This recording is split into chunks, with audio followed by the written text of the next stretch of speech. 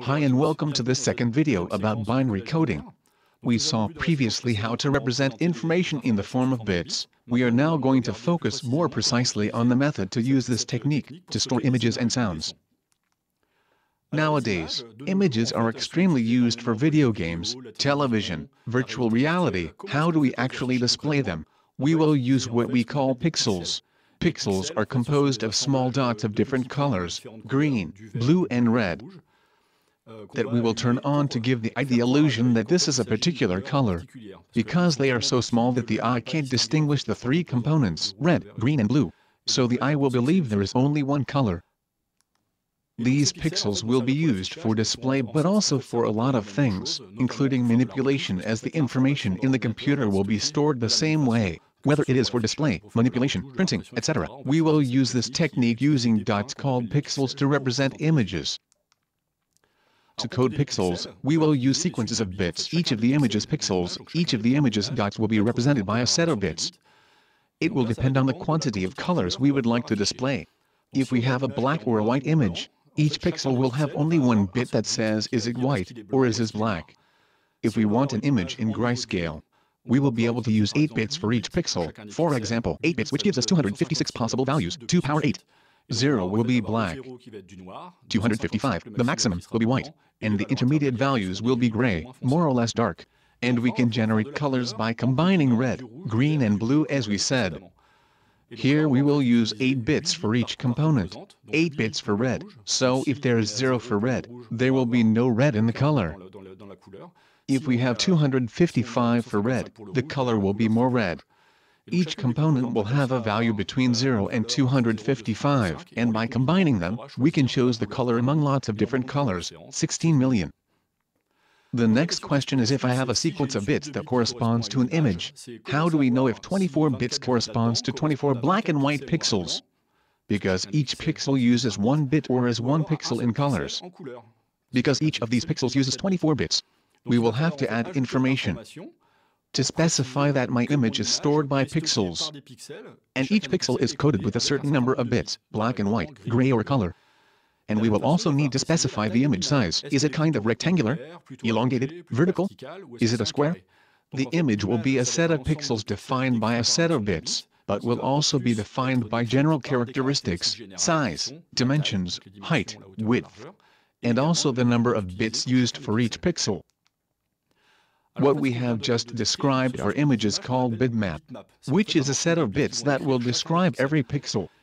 In practice, the computer doesn't know the content of this image. On the right side of this presentation here, we can see a disk which is represented by pixels. The computer doesn't know this is a disk. If it wants to know it, it will need an algorithm for pattern recognition.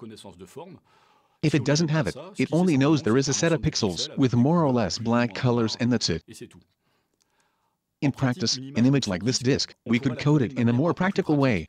Here, for example, instead of saying this is a set of white pixels if we are not on the disk, black if we are in the disk and a little bit gray on the edge of the disk, we could directly say the disk is black, of such size and in a particular area in the image.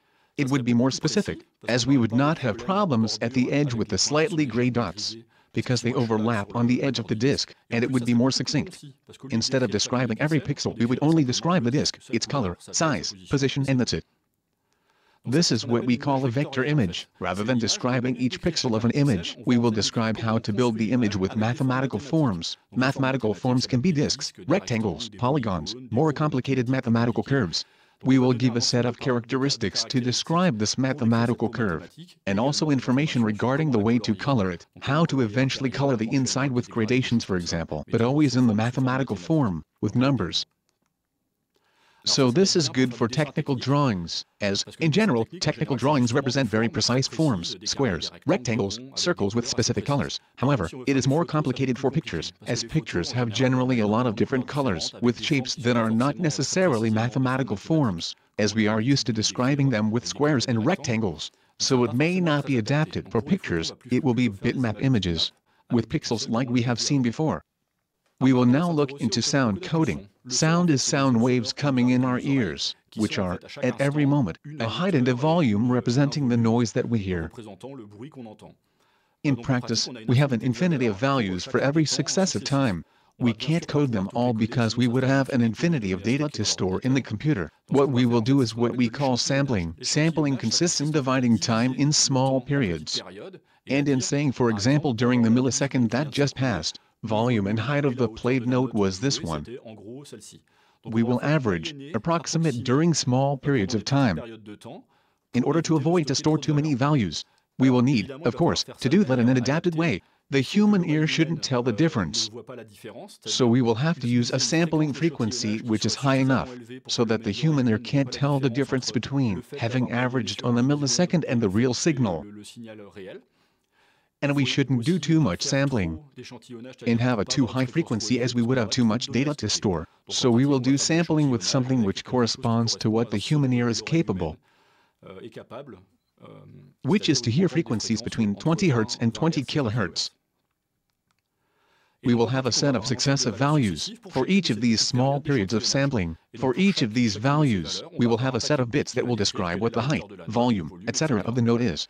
So this sequence of bits will represent the sound. As for the images, we will see a header which will specify what the frequency of the sampling is. To make it clear, I will give you a number of values, and each value corresponds to 1 millisecond of the sound, for example. That was the usual sound coding. As for images, where we could create bitmap images by pixels, or vector images with mathematical formula, it is also possible to make something different for the sound. With a musical piece, sound will correspond to a music score played by instruments. What is a music score? It's successive notes characterized by height and length of time. The instruments that will play them have also characteristics that we can describe, such as the type, the timbre, etc. We can recreate the piece of music by using the information on the score and on the instruments that play it. This will be like for a vector image. We describe the image by the way we create it, using mathematical forms. So here we will describe music explaining how we created it from the music score and the instrument. This enables to code sound in a different way. It is not necessarily adapted for each case, but it can be an interesting approach for pieces of music, complementary to the approach we saw earlier. What should we remember from this chapter? First of all, we can code images and sounds with sequences of number of bits, like we did earlier for numbers or letters of a text. Then, we will also have computer programs that will interpret this coding, meaning reading the image information. What is the height, size, number of bits used for the pixels, which will enable the computer to display this image on the screen, to print it, to manipulate it, etc. Similarly, the computer will have a program to read sound information, to play them on a speaker. On the contrary, to bring an image or sound to the computer, a program will receive the signal and translate it in coding with the exact opposite strategy. Between the two, the data is coded with the bits we saw earlier. And whether it is to store on the hard drive, in memory, a transfer on the internet between two computers, audio or photo manipulation, the data will remain coded. It's only when the data will enter the computer to record, or to be read or displayed by the computer that we will decode them, to give them to human beings.